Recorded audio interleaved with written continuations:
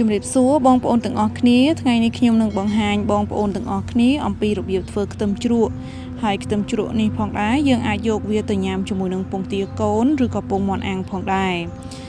ចាដើម្បីធ្វើខ្ទឹមជ្រក់នេះឲ្យមានរសជាតិឆ្ងាញ់ឥឡូវនេះបងប្អូនទាំងអស់គ្នាមកមើលពីរបៀបធ្វើទាំងអស់គ្នាចាជាដំបូងយើងយកម្ទេសរបស់យើងនឹងមកចិតតងវាចោលសិនចាហើយនាងខ្ញុំប្រើម្ទេសចំនួន100ក្រាមបន្ទាប់មកយើងចិតខ្ទឹមសចាហើយនេះខ្ញុំប្រើខ្ទឹមសចំនួន200ក្រាមផងដែរហើយយើងធ្វើការដាំទឹកស្រុះម្ទេសបន្តិចដើម្បីឲ្យបាត់ក្លិនឆួលរបស់ម្ទេសដើម្បីធ្វើឲ្យជ្រក់របស់យើងនឹងកាន់តែមានរសជាតិឆ្ងាញ់ផងដែរយើងធ្វើការស្រុះម្ទេសរយៈពេលប្រហែលជា5នាទីឲ្យម្ទេសរបស់យើងឡើងទន់បន្តិចចាដើម្បីងាយស្រួលយកម្ទេសរបស់យើងនឹងទៅកិនចាឥឡូវនេះយើងមកធ្វើខ្ទឹមសម្ដងខ្ទឹមសបងប្អូនទាំងអស់គ្នាអាចស្រុះទឹកក្តៅដូចនាងខ្ញុំក៏បានឬក៏មិនបាច់ស្រុះក៏បានចាការស្រុះទឹកក្តៅបែបនេះធ្វើឲ្យវាបាត់បង់រសជាតិខ្ទឹមបន្តិចប៉ុន្តែវាធ្វើឲ្យជ្រក់របស់យើងនឹងមានរសជាតិឆ្ងាញ់ចានាងខ្ញុំស្រុះចំនួនតែ1នាទីទេចា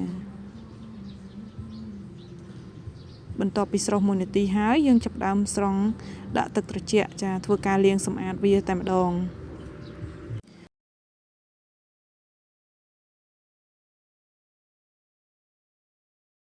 ចាឥឡូវនេះគ្រឿងផ្សំរបស់យើងបានរៀបចំរួចរាល់ហើយចាឥឡូវនេះយើងមកធ្វើការកិនម្ទេសម្ដងចាយើងកិនម្ទេសឲ្យបានម៉ត់បន្តិចទៅចាបន្ទាប់ពីកិនម្ទេសរួចរាល់ហើយយើងមកធ្វើការលាយគ្រឿងជ្រក់ខ្ទឹមរបស់យើងដោយយើងដាក់ម្ទេសចូល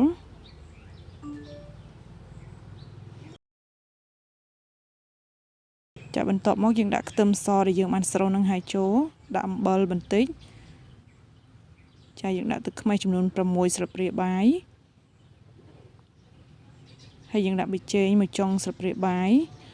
ហើយដាក់ស្ករសចំនួន2ស្លាបព្រាបាយចាហើយបន្ទាប់មកយើងច្របល់វាឲ្យសព្វចូលគ្នាល្អចាតែប៉ុណ្ណេះការធ្វើជ្រក់ខ្ទឹមរបស់យើងរួចជាការស្រេចចាបងប្អូនអាចដួសជ្រក់ខ្ទឹមនេះដាក់ចូលទៅក្នុងកែវឬក្រឡចាអញ្ចឹងជ្រក់ខ្ទឹមរបស់យើងគឺអាចញ៉ាំបានឬក៏បងប្អូនអាចទុកមួយយប់ក្នុងទូទឹកកកគឺវាកាន់តែមានរសជាតិឆ្ងាញ់ផងដែរចាបើសិនជាបងប្អូនមានចម្ងល់ឬក៏មានមតិអីអាច comment នៅខាងក្រោមវីដេអូរបស់នាងខ្ញុំបានហើយក៏សូមអរគុណដល់បងប្អូនទាំងអស់គ្នាដែលបានចូលមកទស្សនាវីដេអូរបស់នាងខ្ញុំចាសូមជម្រាបលាជួបគ្នានៅពេលក្រោយ